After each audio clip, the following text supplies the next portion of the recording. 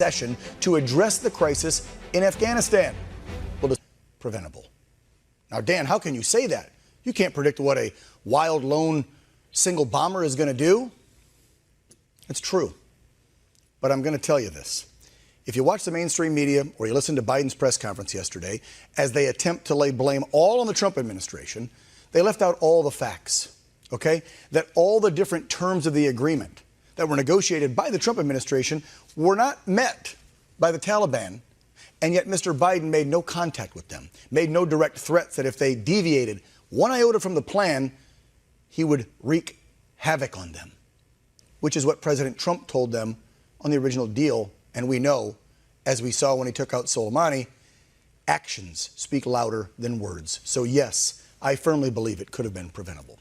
The Pentagon now confirming that it was one suicide bomber who carried out the attack at the Abbey Gate right next to the airport there. Pentagon says they do not believe there was another explosion nearby or one at the Barron Hotel, which doesn't make sense because we've got reports that there were. So I don't know. Are we getting all the information from the Pentagon, from our intelligence officials? We've known them and proven that they've been corrupt. Let's just talk about trying to impeach President Trump for Russia. We know that was a big hoax. Intelligence officials were in on that one. So who knows if we're getting the full story here. Pentagon goes on to say now this morning, after the explosion, within a 24-hour period, Afghanistan is a unique case. It's not completely separated from the larger effort that the United States government pursues all over the world. When we know that Americans are at special risk, we do what we can to get them out, and that doesn't necessarily involve the United States military. So I'm not going to. I certainly wouldn't speculate one way or another about what's going to happen after this particular mission ends.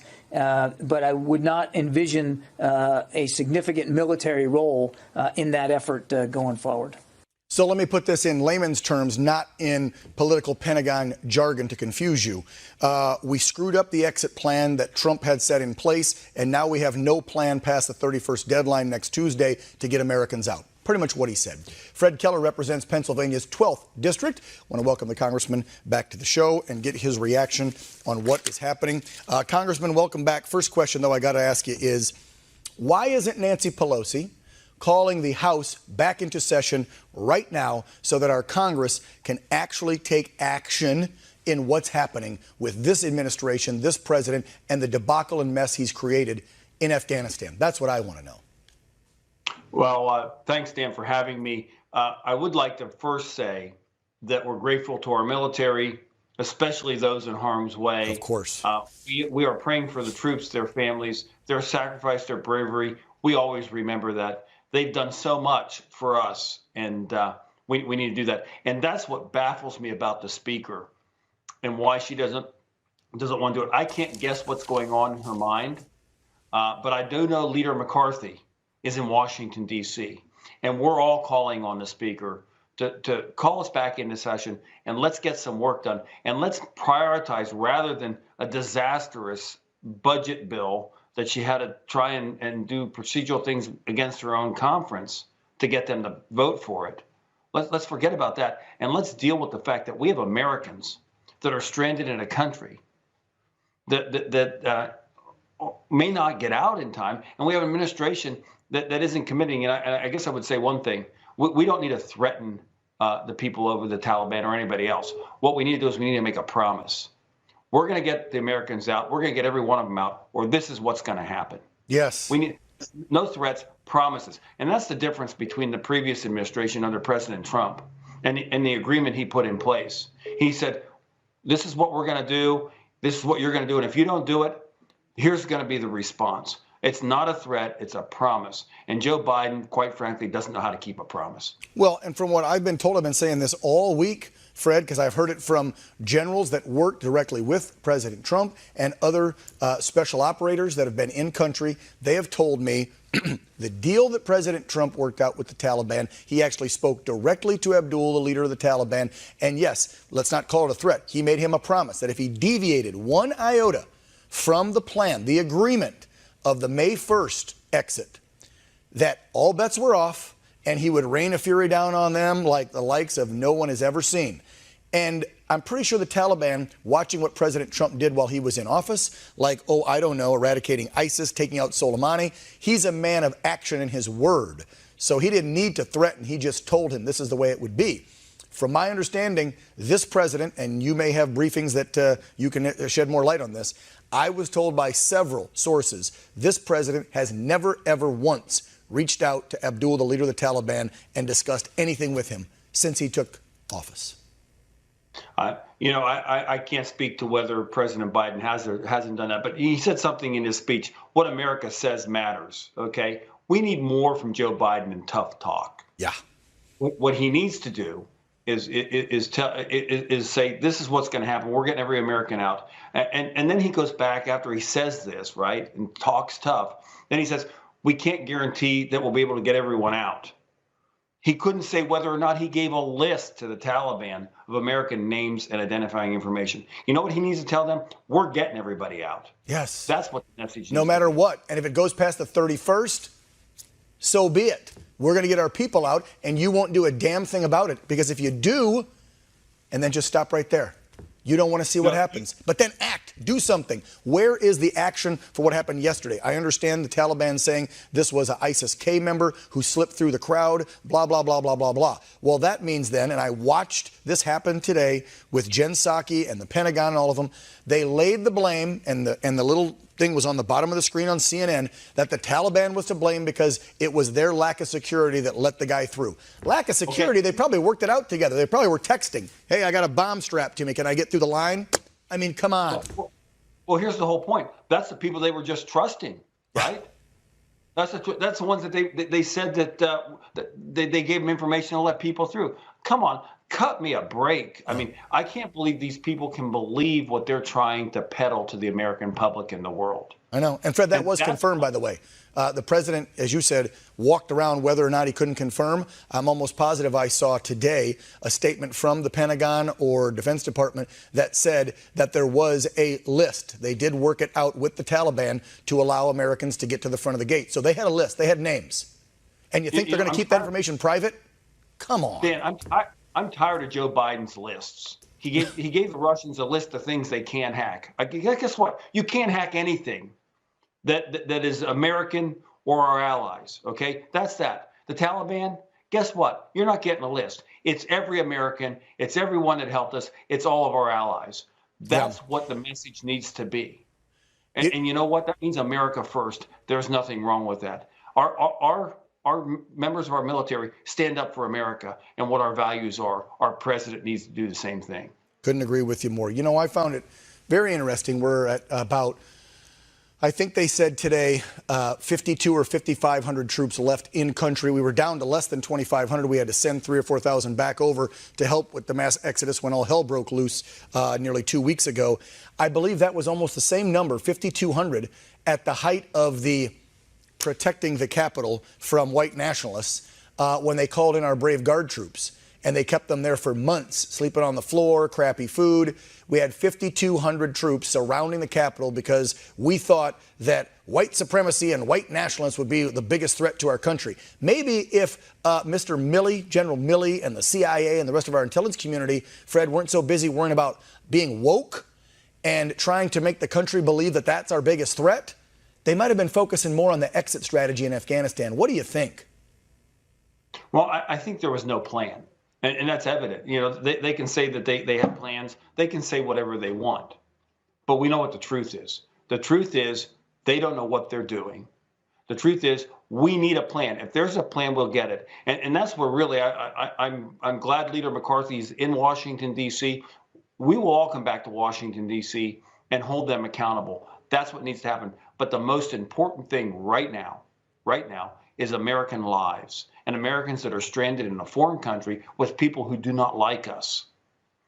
Yeah. And that's where we need to stand up and we need to start operating America again, like it was before, from a position of strength. Think about this. You got the Taliban.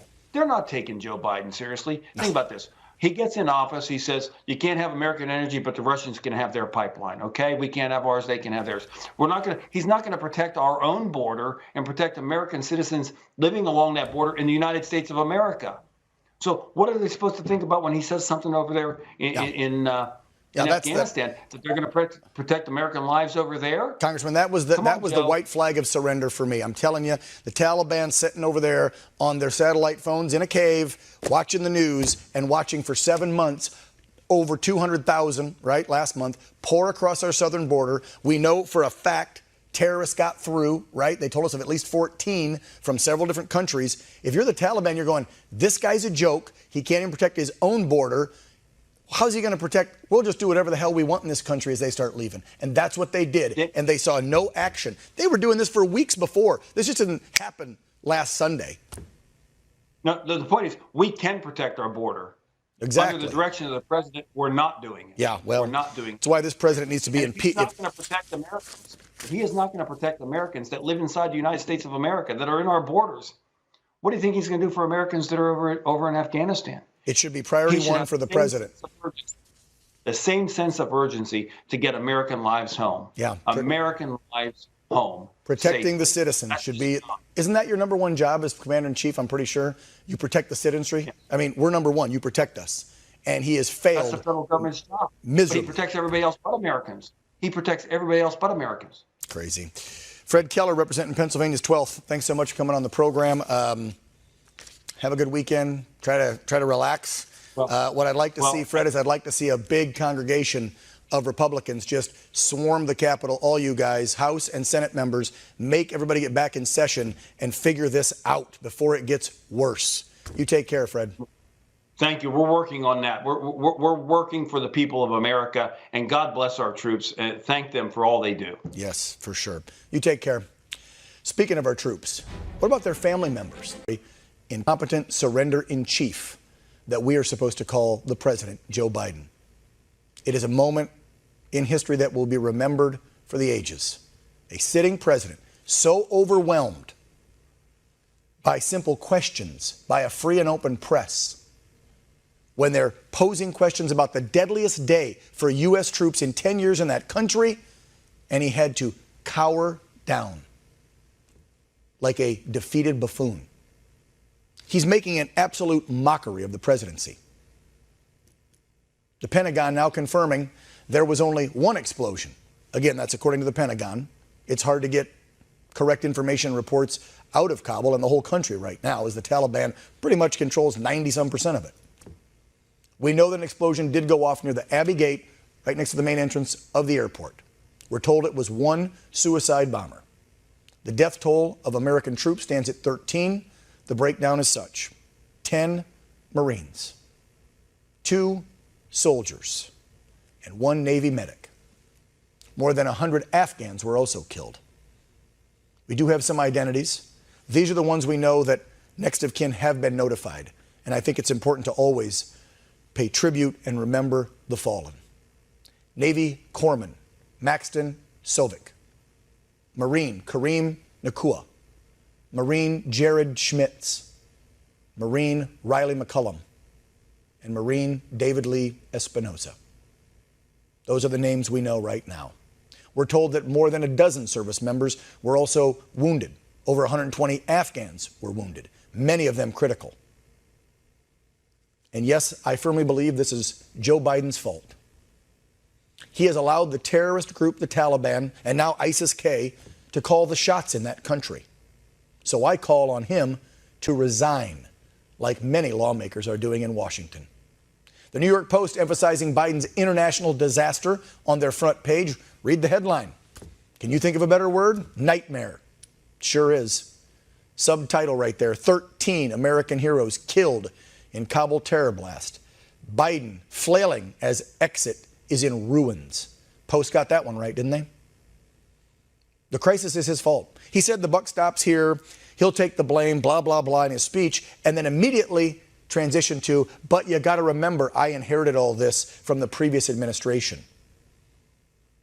Clearly, he is not fit to lead this nation. He even had another gaffe and brain freeze yesterday during the address. Watch. Thank you. May God bless you all, and may God protect the troops and all those standing watch for America. We have so much to do. It's within our capacity to do it. Not sure what was going on there. He had just taken a moment of silence. Maybe the teleprompter stopped on him. Maybe they got in his ear and told him. I mean, he admitted to being directed on who he was supposed to call on yesterday, too. So we have no idea what's going on in that man's brain. During the same address to the nation, after we, the people, waited for hours for him to speak. If you recall, if you watched the OAN news side of the House here, he was going to speak in the morning, then it was afternoon. They kept pushing it back hours. During that address, though, Biden said one thing that's very true. He said that the troops are the backbone of our nation. He said they were the spine of the nation. He's correct. You brave troops are. Because Joe sure as hell is not. They're a part of the bravest, most capable, the most selfless military on the face of the earth. And they're part of simply what I call the backbone of America.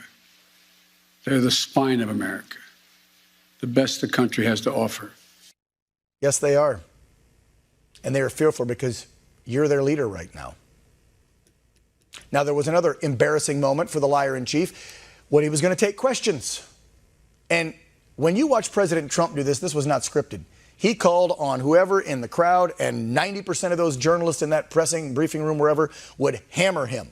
But that's not how it goes in a Biden administration, okay? They have the list prepared. This is like, it's political theater, folks. Again, don't believe me. If you didn't watch it yesterday, watch this. We will find them and we will get them out. Ladies and gentlemen, they gave me a list here.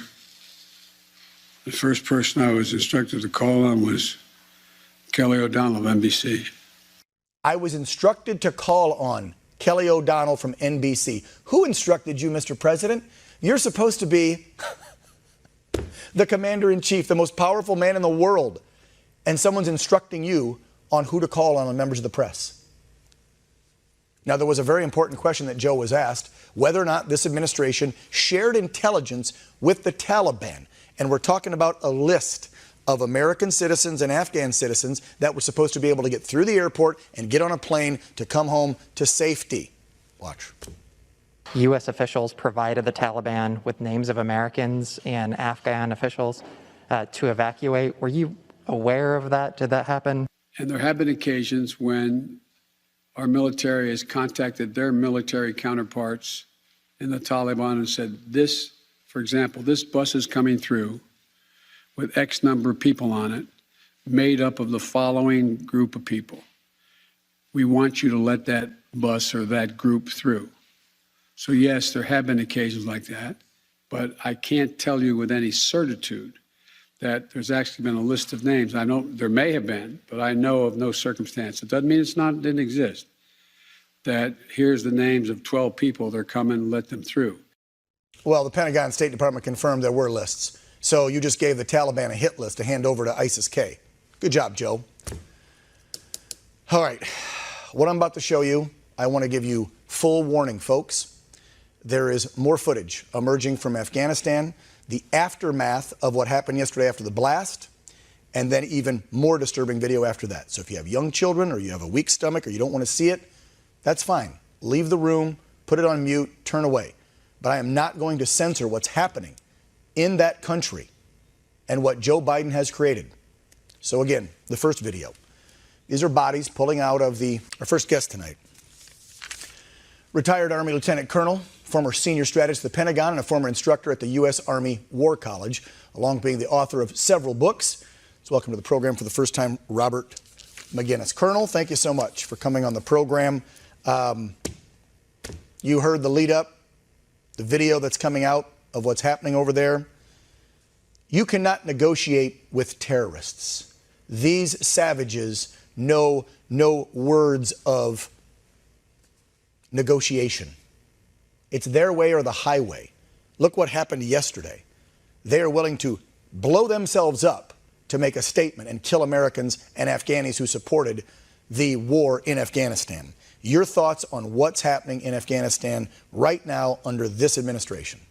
Well, Dan, you're right. We should never negotiate with savages. We knew they were savages prior to 9/11. 9/11 confirmed that because of Al Qaeda, which they were harboring. And when we went in on horseback with soft elements and really took over the country with the help of the Northern Alliance, people began to see the damage they'd done. And here recently, Dan, you've had congratulations pouring in from Al Qaeda on the Arabian Peninsula to the Taliban. You've had it come out of the Taliban in Pakistan, even the Chinese. Interestingly, Global Times, their propaganda mouthpiece, they said that the fall of Kabul exemplified the demise of America's global leadership. So all of these miscreants, whether they're Islamic fundamentalists, as we're dealing with here, or even the communist Chinese, are piling on, doing what they can to not only dismiss the U.S. as a global power, but they're really ramping up the cancerous growth that is beginning once again in the middle of Central Asia, and no doubt is going to have an impact globally on us as well as our allies. Well, and I mean, let's be honest, Colonel, it never went away. They've been sitting there for 20 years, waiting, hiding in their caves or among, the civilians, just waiting to take back over. And now they have way more control, way more power, weaponry, money than they ever had before when we went in 20 years ago. Yes, we eradicated Al Qaeda in that country. As you just mentioned, there's still cells of Al Qaeda in other countries. But now we have just made the Taliban bigger and stronger than ever. And if you want to talk about a place that can harbor terror, they're going to be it. I mean, come on. They've got how much weaponry? Helicopters, drones, planes, fully automatic rifles, our uniforms, and probably some of the 300,000 Afghan troops that probably turncoated and flipped and went to work for them because they were threatened. Either you do it or we're going to kill you. Yeah, they have an inventory and arsenal of weapons that any country would be envious of having. Now, whether or not some of these primates can use the weapons, that's a different story. But certainly the individual fired weapons, some of the grenades and so forth, not an issue. They can use those. It's interesting that they waited, of course, to the likes of Mr. Biden to take office. Now, keep in mind, even Osama bin Laden, before we whacked him near Islamabad, Pakistan in 2011, he wrote a letter, which we found in his cache at his lair, that basically said that Mr. Biden would lead the U.S. into a crisis. Now, of course, that reflects very much what former SecDef Robert Gates said, that Biden hadn't made a proper decision on national security for 40 years. So, they get into place someone like Mr. Biden who makes such a radically stupid decision, flushing totally what Mr. Trump had put in place, a conditions-based withdrawal. And we just are going to suffer dramatically, not only because of increased terrorism, but because our allies don't trust us, and our enemies, like the Chinese next door, are going to exploit this to the heavens. So, this is such a cataclysmic situation that Mr. Biden has called for. And, I agree with you totally, Dan. He ought to not only resign, the Congress, which won't do it, ought to impeach him. And people in the Senate ought to look seriously at the 25th Amendment. But yes, God help us, look who would follow. And that would scare me as well. Yeah, can't we 25th both? But then we'd be stuck with the speaker. I mean, you just go down the list, and no matter which way you look, Colonel, it's all horrible. Do you want Joe? Do you want Kamala? Do you want Nancy? My God. Don't want any of those, Dan. And I don't think most Americans do. Kamala Harris, she was unpopular, even in California, much less as a presidential candidate. Oh, we know. I don't know anybody likes her or trusts her. So, given her background with, socialists and communists, God help us what would happen under her. I want to ask you something and play a video because it is blowing up all over social media today, Colonel. And you commanded a lot of troops at one point, so I think that your comments and your insight will be very telling. And I brought this up with many people since this all happened. The wokeness of the military. We watched General Milley. We watched one of the admirals of the Navy. We watched all these commanders over the last few months of the Biden administration come out and talk about white supremacy, white rage in the military. And they're trying to understand it. And some of these guys even recommending some Marxist-style books for people to read in the military. And do you think they were too busy, possibly, worrying about the wokeness? And according to the State Department, right, and Homeland Security and everybody else that put out that nonsense a few months ago, that white supremacy was the biggest threat to the nation and the biggest problem in the military. Maybe we should have been focused on what was happening overseas. And so this video that I want to play for you real quick and just get you to comment before we say goodbye. This is an Army sergeant that posted a TikTok video. And she's talking about if the military ever has to conduct martial law in our country, what she's willing to do. And I can't believe, and I hope, that her commanders are going to put her up in some sort of court-martial after this video. But listen to it, Colonel. I want to get your reaction. Go ahead, guys. Understand that if active duty military actually get deployed within the United States, that weapon is not just pointed at other people, other countries. It's pointed at you. If you do not get in your house when I tell you to, you become the enemy. Martial law. I'll point my gun at you, you'll become the enemy. It's martial law, you better do what I say. What kind of sergeant in uniform would tape and say something like that? But are we creating that mindset because of what a few woke leaders are spewing to our troops?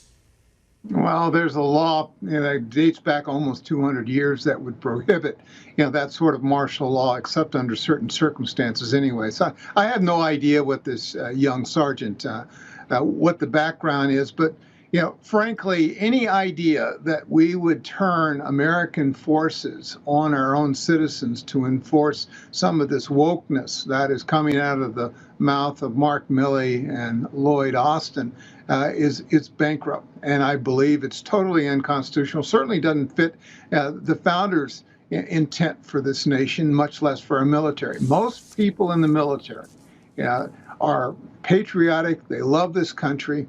And of course, they'll take orders, but only legitimate moral orders. Yes. And we try to, as I've trained at the infantry school when I was the chief of leadership and ethics, I tried to say, how you distinguish between a illegal and a legal order. And, given what's going on with CRT and the wokeness in the Pentagon with some of these 4-stars going off the rails, it's really disconcerting. Sure and is. We need Congress to get in there and hold them accountable.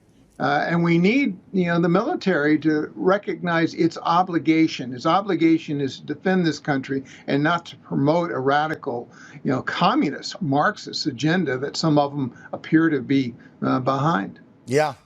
Well said, Lieutenant Colonel Robert Maginnis. Thanks for coming on the program. Real quick, guys, throw up the screen there. Author of some great books, The Deeper State, Collision Course, and I love this one, Give Me Liberty, Not Marxism. The author of those books, Lieutenant Colonel Robert Maginnis, retired U.S. Army. Thank you so much for coming on and providing us some insight. You take care, sir.